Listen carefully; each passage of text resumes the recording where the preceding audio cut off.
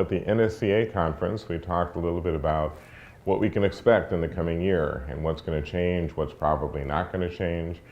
It's been described as sort of a year of two halves. The first half is going to be pretty exciting. We've had the tax cut, we've had a deliberate attempt to stimulate an already pretty strong economy. So we're going to see a lot of growth in the first 6 months. The concern, maybe, is that the economy overheats by the second half of the year and we begin to see more inflation, more threats of inflation, which then prompts the Federal Reserve to raise interest rates, and if that becomes too burdensome, then some of the growth that we saw in the first half of the year begins to slow down. So from the standpoint of an economist, it's kind of the good, bad, and the ugly. You know, we're going to have good in the first half, we're going to have potentially a little bit worse in the second, and we just hope to heavens that it doesn't get ugly. You know, I will say that two things I took away this morning are things I think a lot about. We're directly impacted right now by the inflation or on wages, but number two, the lack of people. Right. And we're already experiencing a significant amount of the pilfering of our staff, key people, having to consider raising rates at the same time, having to explain to our customers what that's like. It's an economic impact that's come from the job market. Obviously, there's not as many people out there. And so I think one of the things that I've learned to do, and I do study the economic picture from a national and an international point of view, but what you said today, which is something that I need to do more of, is pay a lot closer attention to our local economic picture, because I watch the news at night, or I listen to the talk shows, or I listen to Fox, and I see, oh, this is all great. How come it's not impacting me? How come I don't see the change? Why does one market in the country experience tremendous growth in a particular area that we do, like education? How come we're not experiencing that? So what are the factors that are actually driving our local market? That matters actually more to me, Sure. But I have to know where things are headed and what's influencing it from Washington and other points of view. So. Yeah, and that's one of the things we brought up in the presentation, was that we're a huge country. I mean, every single state in the United States has a GDP that corresponds to a country. France has the same GDP as California.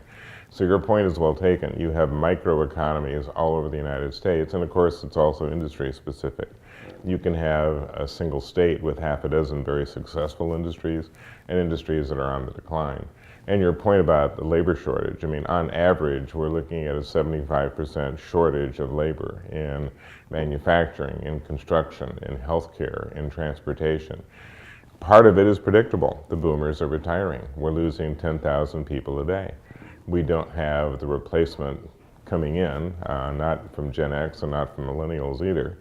And those that are coming into the workforce may not have the right training. And that's perhaps the biggest issue, and that leads to what you've described, the pilfering and poaching. If you're trying to find an employee who's ready to go right now, well, you don't have time to invest 18 to 24 months in training them, so you just look next door saying, excuse me, would you like $1 more an hour?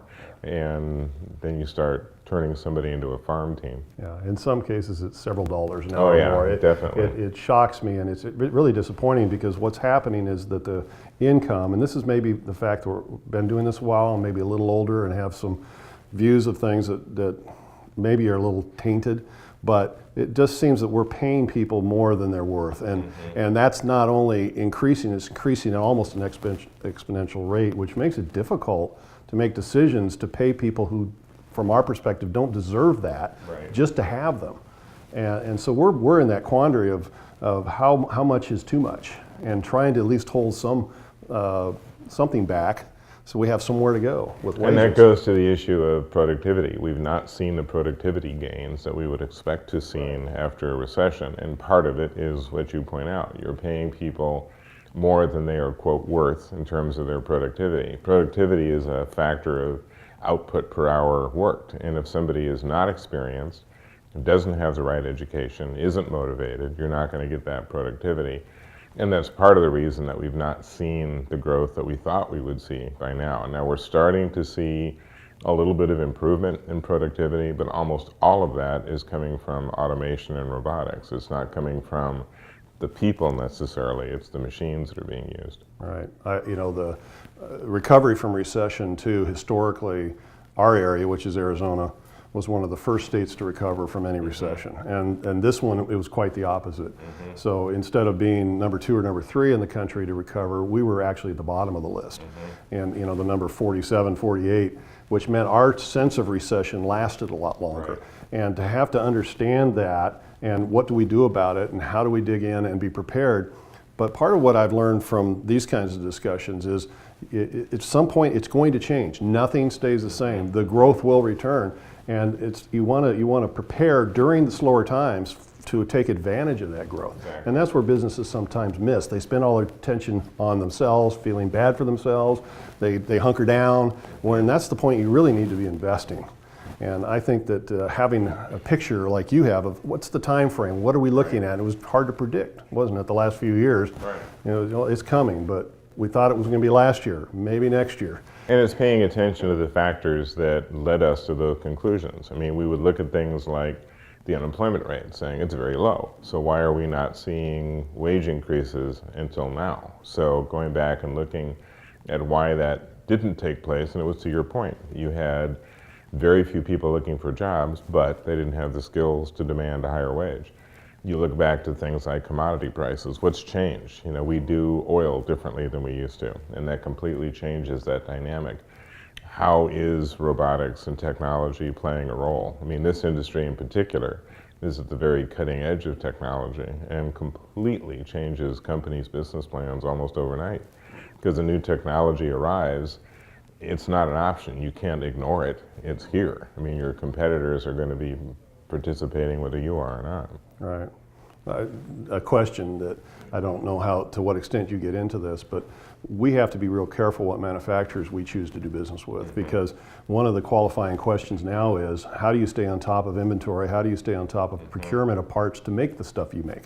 Right. And with the global influences now, and nothing is generally always made in the United States, it comes from other parts around the world, places around the world, that they can't always keep up with the demand. And there are other organizations much, much larger than our manufacturers that actually suck up the technologies, the chips, all the technology that goes into the technology.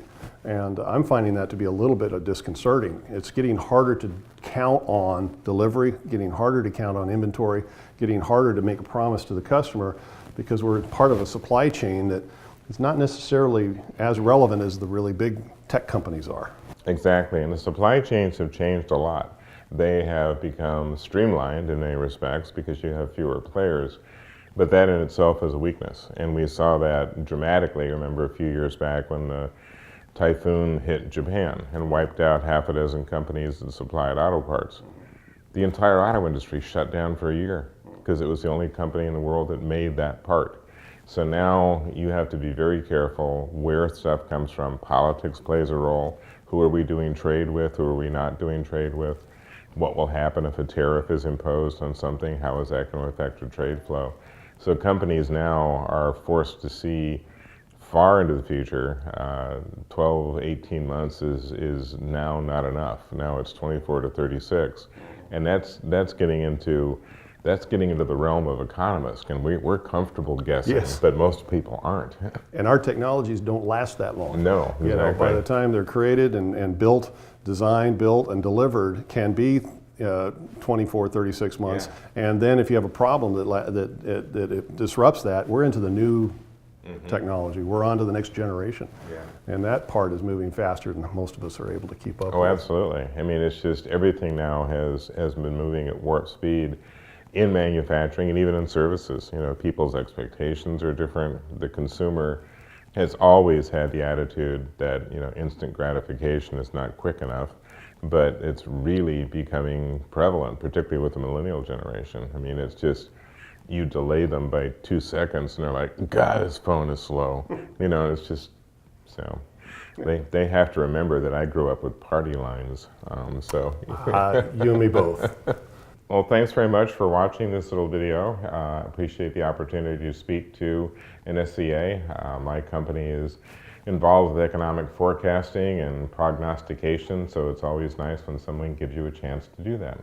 Yeah, as part of the team for the Business Leadership Conference that invites folks like Chris, we really appreciate you too, because it adds such value. And as I pointed out, we always open this conference with the economic forecast, which may sound weird, but it does set the table for the rest of the discussion. So thank you for what you did. All right, thank you. You betcha.